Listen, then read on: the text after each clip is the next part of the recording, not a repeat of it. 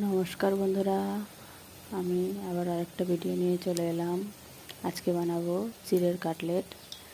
দেখো, এই কাটলেটটা খুবই টেস্ট। তার জন্য নিয়ে নিলাম আমি চিড়ে 250 মতো নিয়েছি।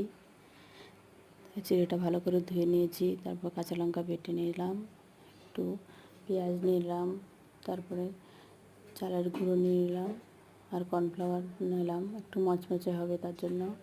আর সেট হওয়ার জন্য একটু ময়দা নিলাম, স্বাদ মতো লবণ, কালো জিরে আর মৌরি, জিরে পাউডার।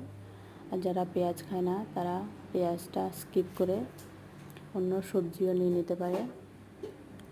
তারপরে দেখো একটু সেট হয়ে গেছে, 5 মিনিট রেখে দিয়েছিলাম, তারপরে কেটে নিলাম, তারপরে ভেজে নিলেই রেডি কাটলেট। ভিডিওটা যদি ভালো লেগে থাকে তাহলে অবশ্যই পাশে থেকে কমেন্ট করে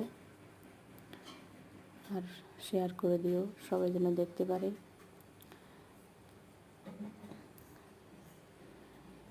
আমার ভাজা হয়ে গেছে আর নামিয়ে নিলাম। পুরো ভিডিওটা দেখার জন্য অনেক ধন্যবাদ। Bye bye.